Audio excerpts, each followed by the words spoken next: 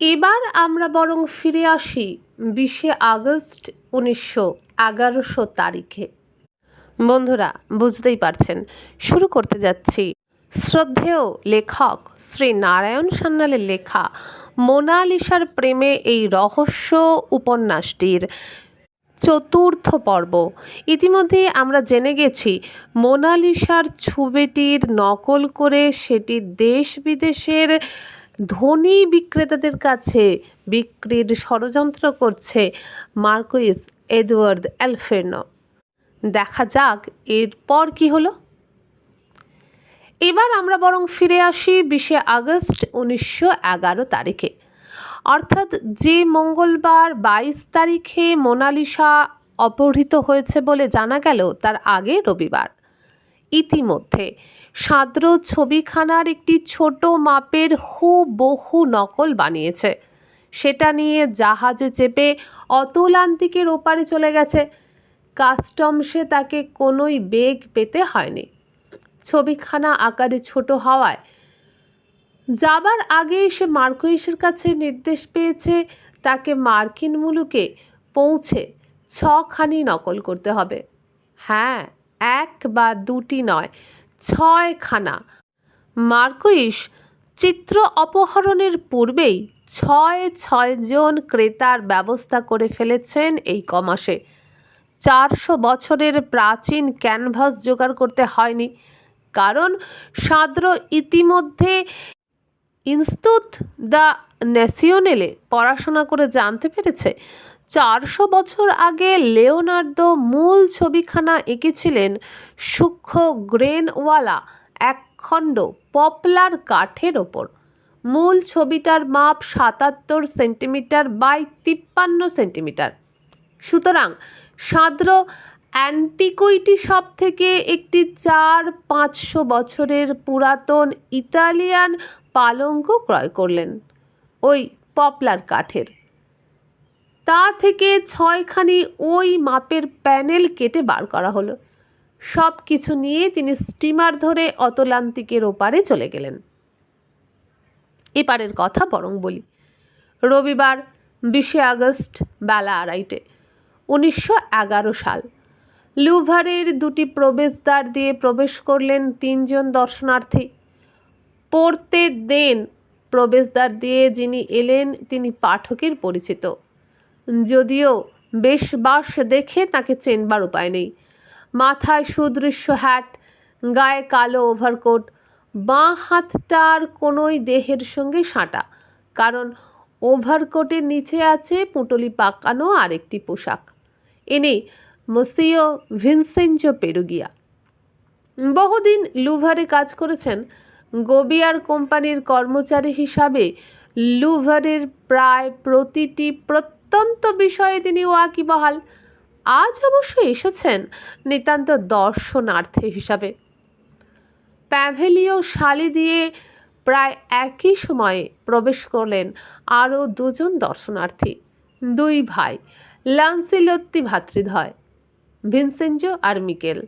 এরা দুজনেই ফরাসি, মার্কুইস কর্তৃক নিয়োজিত। সালে লা কেজ প্রদর্শনীশালায় উত্তেও এবং বুশের চিত্রসম্ভার দেখতে দেখতে তারা এগিয়ে চলেন স্যালো কেয়ারের দিকে। বেলা 4টে নাগাদ ওই 2 ভাইয়ের সঙ্গে পেরুগিয়ার সাক্ষাৎ হলো সালে দুসাতিল গ্যালারির কাছাকাছি। ওরা যে পরস্পরকে চেনেন, একই উদ্দেশ্য নিয়ে লুভারে এসেছেন, এমন কথার আভাস মাত্র পাওয়া গেল না। পেরুগিয়া তার হাত ঘড়িটা দেখল। লুভার বন্ধ হতে ঠিক 1 ঘন্টা বাকি। মনে মনে সে আর একবার আউড়ে নিল সিনা রিচার্ডসনের নির্দেশ। মার্কুইস ওয়ালফের্নোকে সে ওই নামেই চেনে। ওয়ালফের্নোর নাম সে জীবনে কখনো শোনেনি। তার পকেটে যে আলবার্তো গঞ্জালেসের নামাঙ্কিত পাসপোর্ট আছে সে কথা তো স্বপ্নেও আশা করতে পারে না। সিনারকে সে বিশ্বাস করেছে। কথা আছে কাজ হাসিল হলে 50,000 ফ্রাঁ হাতে হাতে পাবে। ছোট মাপের নোটে 1 সুটকেস বোঝায়। বারটা বুদ্ধি করেই ধরা হয়েছিল রবিবার, যেহেতু পরদিন সোমবার লুভার দর্শনার্থীদের কাছে রুদ্ধদ্বার, সেটা ঝাড়া পোছার দিন, অর্থাৎ মঙ্গলবারের আগে অপকর্মটা জানাজানি হবে না। পেরোগিয়া সালে দুসাতেলে এসে দাঁড়ালে। এই হল কামরার দু প্রান্তে দুটি আর্চওয়ে বা তোরণ, একটি দিয়ে যেতে পারে পণ্যশালা ফয়ারে। সেখানে পাশাপাশি দোকান, ছবির নকল, ফটোগ্রাফ, এচিং, বই এবং নানা রকম শিল্প সামগ্রী সেখানে বিক্রি হয়। দ্বিতীয় সিংহদ্বার দিয়ে যেতে পারো গোটা লুভর সংগ্রহশালার গর্ভগৃহে, অর্থাৎ সালুকেয়ারে, যেখানে থরে থরে সাজানো আছে শ্রেষ্ঠ চিত্রসম্ভার, যার মধ্যমণি লা জ্যাকোন্ডা, অর্থাৎ মোনালিসা। পেরোগিয়া ধীর পদে এগিয়ে গেল সালে দুসাতেল হলের পশ্চিম প্রান্তে। নজর পড়ল প্রকাণ্ড বড় সেগুন কাঠের দরজার পাশে ও দিকের ছোট্ট দরজাটার দিকে। না, সে দরজাটা আজ খোলা নেই, গা তালা লাগানো। পেরুগিয়া জানে ওই ছোট্ট দরজাটা একটা গুদাম ঘরের, স্টোর রুম। ভিতরে আছে ঝাঁটা, মই, ঝাড়ন, বালতি ইত্যাদি। ওই ঘরের গা তালার একটি চাবি একসময় ছিল তার হেফাজতে। সারাদিনের কাজকর্মের পর বাড়তি কাঁচ, রং তুলি, যন্ত্রপাতি সে ওখানে জমা রেখে যেত। পরদিন নিজেই এসে বার করতো সব কিছু। একটি চাবি বৎসরখানেক ছিল ওর হেফাজতে। সিনিয়র রিচার্ডসনের সঙ্গে যখন তার পরিচয় হলো, তখনও তার কাছেই থেকে গিয়েছিল চাবিটি। তারপর সে চাবিটা কর্তৃপক্ষকে জমা দিয়েছে মাস তিনেক আগে, কিন্তু তার পূর্বে সিনিয়র একটি ডুপ্লিকেট বানিয়ে নিয়েছেন। সেই ডুপ্লিকেট চাবিটা বর্তমানে ওর ডান দিকের পকেটে।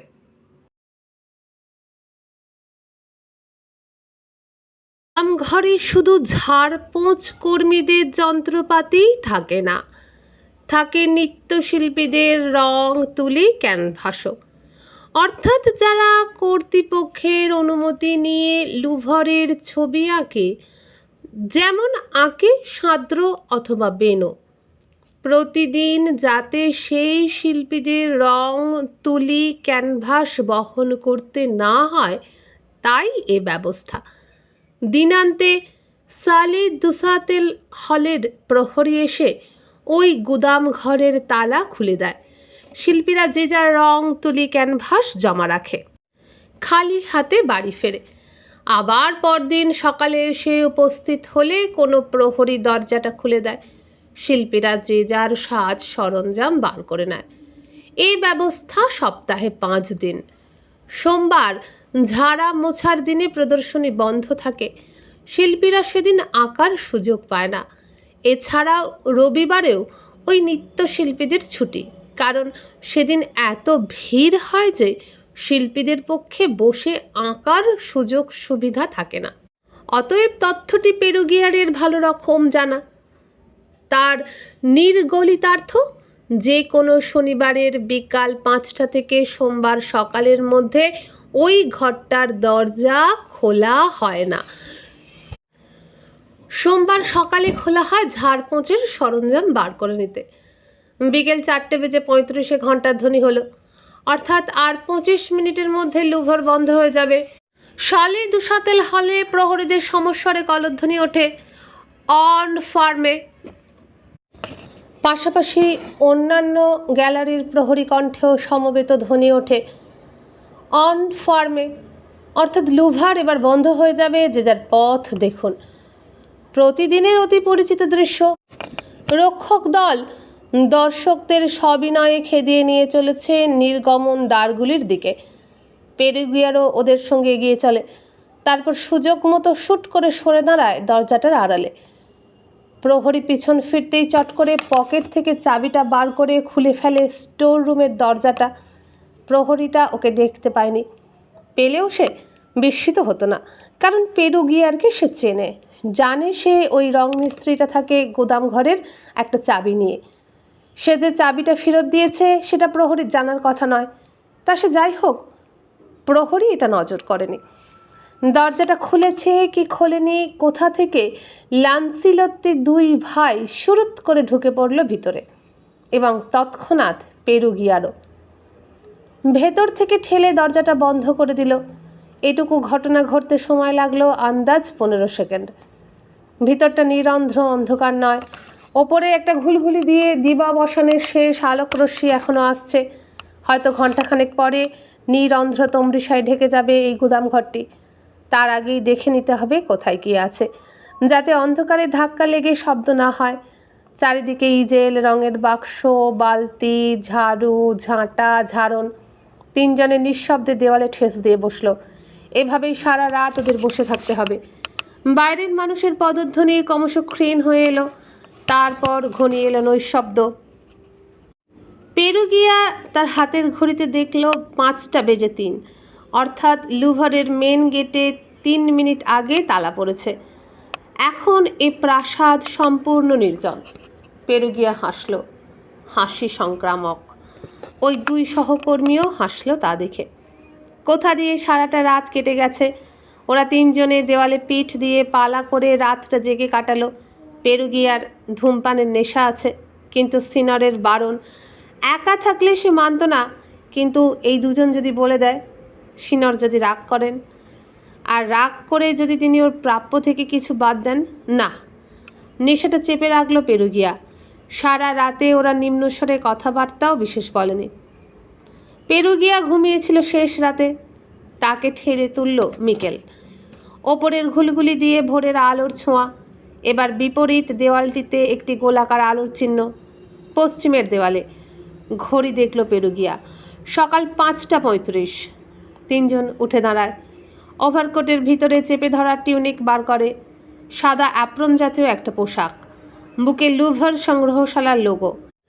ওটাই ওদের পাসপোর্ট। সোমবারে লুভারের ভিতরে নিরাপদে বিচরণের ঝাড়াই পোঁচাই কর্মীর ছদ্মবেশে।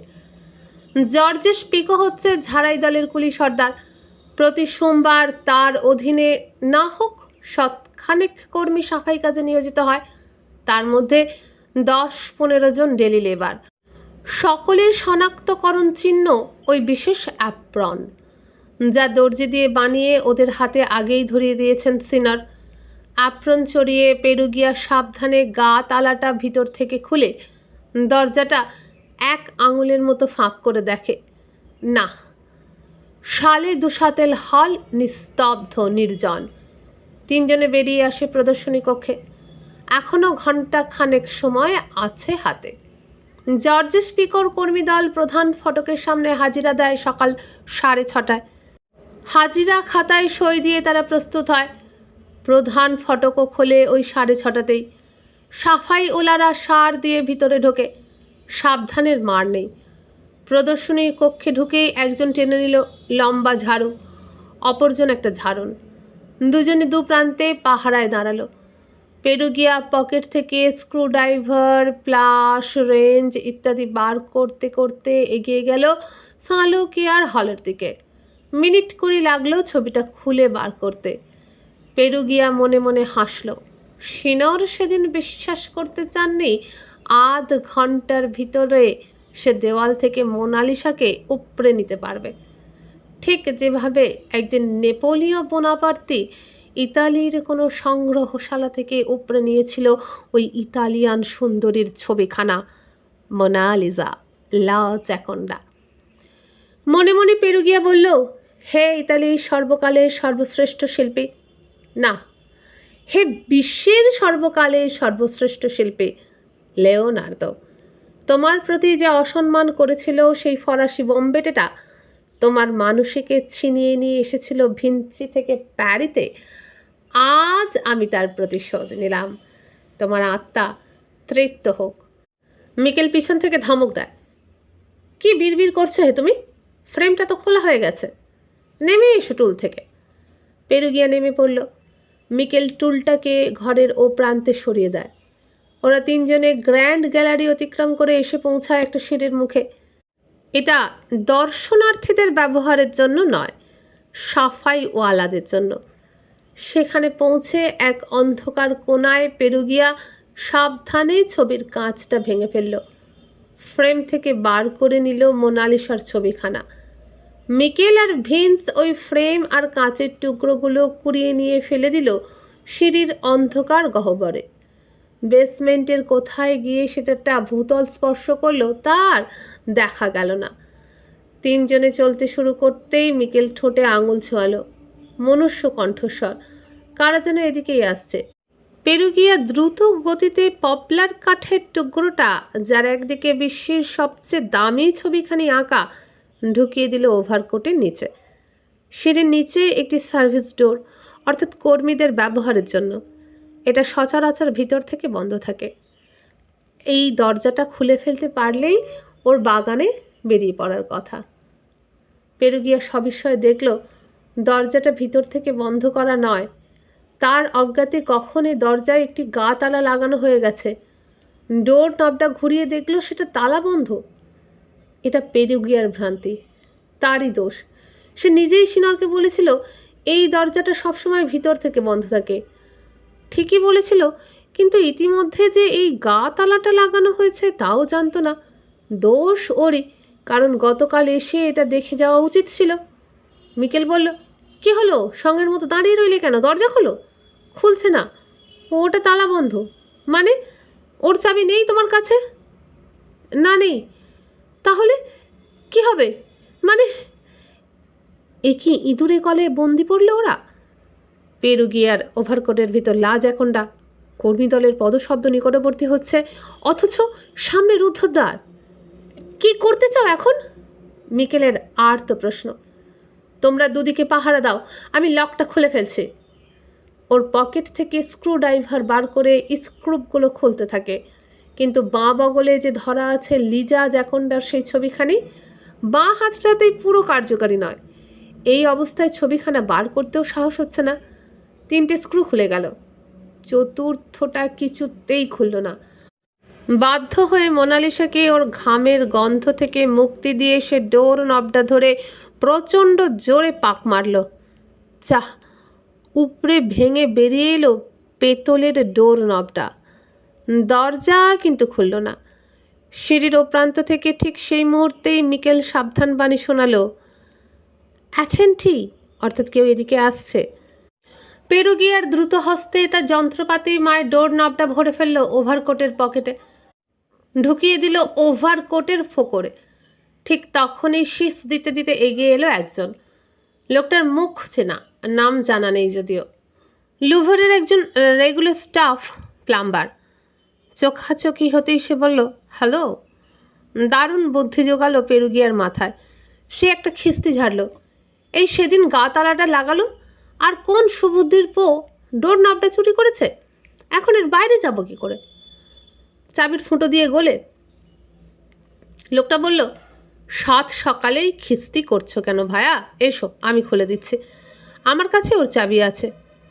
এতক্ষণে পেরুগিয়ার মনে পড়ল প্লাম্বার মিস্ত্রিটার নাম সভে। এক গাল হেসে বলল, থ্যাংক ইউ সভে। উল্লেখ নিষ্প্রয়োজন। শীষ দিতে দিতে লোকটা অন্যদিকে চলে গেল। ওরা তিনজনে বার হয়ে এলো বাগানে। এই ছোট্ট উঠোনটার পোশাকি নাম কোর ডু ফিনিক্স। পরিকল্পনা মতো উঠোনটা পার হয়ে ওটা চলে এলো পরবর্তী প্রান্তরে, কোর ভিকান্তি। এর দক্ষিণে একটা প্রকাণ্ড আর্চ, তার ওপাশে মুক্ত পৃথিবী। কিন্তু এখনও এক বিপদ রয়েছে। দরজায় একজন দ্বারপাল। তার চোখের সামনে দিয়ে পার হওয়া যাবে না।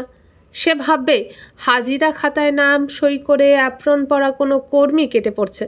মোনালিসা চুরির অপরাধে নয়, কাজে ফাঁকি দেওয়ার অপরাধে ওদের চ্যালেঞ্জ করে বসতে পারে। কিন্তু রাখে কেষ্ট মারেকে। ভিতর দিক থেকে কে যেন দ্বাররক্ষকের নাম ধরে ডাকলো বলে সাড়া দিয়ে লোকটা ভিতরের দিকে এগিয়ে গেল। মাত্র 5 সেকেন্ড, সেটুকুই যথেষ্ট। ওরা তিনজনেই বার হয়ে এলো কোয়ে দু লুভার সড়কে। তখন সকাল 8টা, বাইরে ঝলমলে রৌদ্র, মানুষজনের আনাগোনা। ওরা সরে এলো একটা গাছের আড়ালে। ঝটপট খুলে ফেললো অ্যাপ্রনগুলো, পুঁটুলি পাকিয়ে ভরে নিল ওভারকোটের পকেটেই। পেরুগিয়া সেটা পকেটে ঢোকাতে গিয়ে অনুভব করলো পেতলের ডোর নবের মুন্ডিটা। এখন সে খুশিয়াল। মুক্ত পৃথিবীর খোলা হাওয়া এসে রয়েছে। এখন ওরা পারি শহরের অগণিত মানুষের যে কোনো তিনজন। পেরুগিয়া রাস্তার পাশের বেড়া টপকিয়ে পেতলের ডোর নবটা ছুঁড়ে ফেলে দিল একটা পুকুরে। ঠিক সেই মুহূর্তে রাস্তার ও প্রান্ত দিয়ে একজন সাইকেল আরোহী যাচ্ছিল।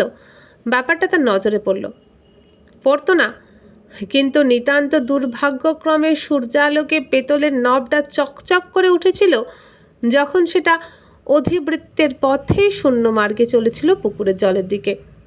খণ্ড মুহূর্তের জন্য সাইকেল আরোহীর মনে হয়েছিল জিনিসটা কি অমন চকচকে। পর মুহূর্তেই পুকুরের জলে একটা শব্দ হলো, টপ। ছোট ছোট বৃত্তাকার ঢেউ তুলে জলরাশি শান্ত হলো। সাইকেল আরোহীও ভুলে গেল তার কথা। 30 মিটার হাঁটতেই রু দে তুলিয়ার্সের মোড়। এখন অবশ্য সড়কটার নাম অ্যাভিনিউ দে জেনারেল লেমনিয়ে। সেখানেই অপেক্ষা করছিল কালো রঙের ফোর্ড গাড়িটা, সিনরের প্রতিশ্রুতি মতো। ড্রাইভার জানতে চাইল, কোথায় যাবেন আপনারা? ভিনসেঞ্জো ল্যান্সিলত্তি একটা বস্তির নাম বলল। ওই বস্তির নামটাই কোড মেসেজ। লোকটা নিঃশব্দে দরজা খুলে দিল। ওরা গাড়িতে উঠল। গাড়ি মুহূর্ত মধ্যে স্টার্ট দিল। ওরা তিনজনেই পরস্পরের দিকে তাকিয়ে হাসল। পেরুগিয়া আবার তার ঘড়িটা দেখে। তার বসতে অসুবিধে হচ্ছিল ওভারকোটের ভিতর থেকে 77 বাই 53 সেন্টিমিটার মাপের একখানা পপলার কাঠের জন্য, কিন্তু ছবিখানা বার করতে পারল না। সিনরের নির্দেশ তা নয়। কে জানে, হয়তো ওই মোটর গাড়ির চালক আদৌ জানে না যে ওরা তিনজন কয়েকশো কোটি ডলারের সম্পদ নিয়ে চলেছে। অনেক বাঁক ঘুরে গাড়িটা এসে দাঁড়ালো পাড়ির একটি বস্তির দ্বিতল বাড়ির সম্মুখে। ওরা নেমে যেতেই গাড়িটা হাওয়া হয়ে গেল। পেরুগিয়া বলল, ভাড়া নিল না? লান্সিলত্তি বলল, ও আমাদের দলে, ওর ভাড়া মেটানো আছে। এসো, ওপরে এসো। দ্বিতলে নয়, গ্যারেট অংশের একটি ছোট্ট খুবড়িতে উঠে এলো ওরা। এই ঘরখানা মাদাম সিগুয়েনের। ফ্রান্সোয়া সিগুয়েনা হচ্ছে ভিনসেঞ্জো ল্যান্সিলত্তির রক্ষিতা। দিনে সে ধোপানি। মহিলাটির বয়স বছর 30। ব্যাপারটা মেয়েটি জানে, বোঝা গেল। একখানা খবরের কাগজে কাঠের প্যানেলটা জড়িয়ে নিয়ে সে আলমারির ভিতরে তুলে রাখল।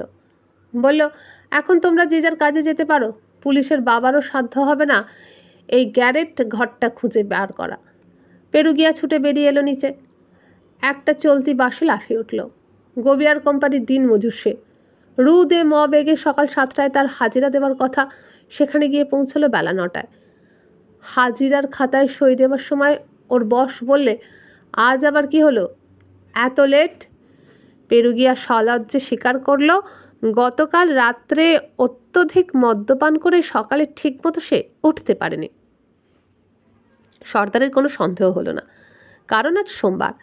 প্রতি সোমবারেই 2-4 জন হাজিরি দেরি করে ফেলে। রোববারের খোঁয়ারি ভাঙতে তাদের দেরি হয়ে যায় প্রতি সপ্তাহেই। কাজে ছুটি হতেই পেরুগিয়া ছুটল সে গ্যারেট ঘরের উদ্দেশ্যে। সেখানে উপস্থিত হয়ে দেখল মাদামের সেই ঘিঞ্জি ঘরে ইতিপূর্বেই উপস্থিত হয়েছেন ওরা তিনজন, ল্যান্সিলত্তি ভ্রাতৃদ্বয় এবং সিনর স্বয়ং। সিনরকে দেখে রীতিমতো অবাক হয়ে গেল পেরুগিয়া। বিস্ময়ের হেতুটা ওর সাজ পোশাকের জন্য। তার পরনে গ্রিজ আর কালি ঝুলি মাখা একটা ওভারঅল, পিঠে একটা রুকস্যাক, সঙ্গে একটা সুটকেস। কে বলবে উনি ডক্টর রিচার্ডসন, রাজস্থানের এক সংগ্রহশালার কিউরেটর। এই বস্তিতে যে জাতের মেহনতি মানুষদের হামে হাল দেখা যায়, যেন তাদেরই একজন। সিনরের নির্দেশে মেয়েটা আলমারি থেকে কাগজে মোড়া কাঠের প্যানেলটা বার করে দিল। ভাঁজ খুলতেই মোনালিসা ফিক করে হেসে ফেলল। না, ঠিক ফিক করে নয়, তবে ঠোঁট দুটি হাসছে না হাসছে চোখের তারা। কি কারণে ওর চোখের তারায় মহাবিষ্ট হাসির আলিম্পন, তা আজ পর্যন্ত কেউ বুঝতে পারেনি। তবে আজ মনে হচ্ছিল সেটা যেন চুরি করে আচার খাবার দুষ্টুমিতে। যেন বলছে, বন্দিশালা থেকে কি করে পালিয়ে এসেছি দেখছো? সিনরের চোখ দুটো চকচক করে উঠল। মোনালিসার হাসি প্রতিবিম্ব ফেলল ওর নীল চোখের মণিতে। কাগজে জড়িয়ে ছবিখানি তিনি ফেরত দিলেন মাদামকে। সে সযত্নে ছবিখানা তুলে রাখলো আলমারিতে, তার ব্লাউজ কসেট গাউনের ফাঁক ফোকরে। এবার সিনর সুটকেসটা খুলে ফেললেন। তাতে কিছু শার্ট, প্যান্ট, টাই, সেগুলি অপসারণের পর দেখা গেল বাকি আয়তনটা পূর্ণ হয়ে আছে তারা বাঁধা নোটের বান্ডেলে। গুনে গুনে 3টি থাক নিলেন উনি। দুই ভাই ও মাদামকে নোটের বান্ডিলগুলি হস্তান্তরিত করল। পেরুগিয়া সতৃষ্ণ নয়নে শুধু তাকেই রইল। তার দিকে এগিয়ে এলো না কোনো নোটের তারা। ওদের 3জনকে সাধারণভাবে সম্বোধন করে বললেন, সবই লোয়ার ডোমিনেশনের কারেন্সি নোট, তবু সাবধানে খরচ করো। রাতারাতি রাজা উজির বনতে চাইলে 5জনের সন্দেহ জাগবে। উঠে পড়লেন এবার। পেরুগিয়াকে বললেন, এসো আমার সঙ্গে। একখানি হ্যাকনি ক্যারেজ ভাড়া করে শহরের উত্তর দিকে চললেন। পেরুগিয়ার আস্তানায় 1/2 কিলোমিটার দূরে গাড়ি থেকে নেমে ভাড়া মিটিয়ে দিলেন। যদিও পেরুগিয়ার ডেরা পর্যন্ত সে আমলে ঘোড়ার গাড়ি যেতে পারত, তবু উনি সে সুযোগ নিলেন না।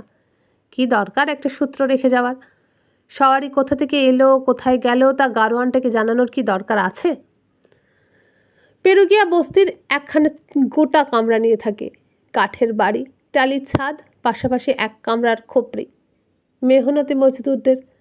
দ্বার অর্গলবদ্ধ করে সিনর প্রথমেই তর্জনীটা নিজের ওষ্ঠাধরে স্পর্শ করলেন। অর্থাৎ কথাবার্তা বলতে হবে নিম্নস্বরে। পাশের কামরার লোকটা আড়ি পাতলেও যেন কিছু শুনতে না পায়। ফিসফিস করে বললেন, তোমার কাজে আমি খুব খুশি হয়েছি, কিন্তু তোমাকে অনেক কিছু বলার আছে, মন দিয়ে শোনো। সিনর ওকে বুঝিয়ে বললেন, অচিরেই পুলিশ পেরুগিয়ার খোঁজ করবে, এটা অবধারিত, কারণ সে দীর্ঘদিন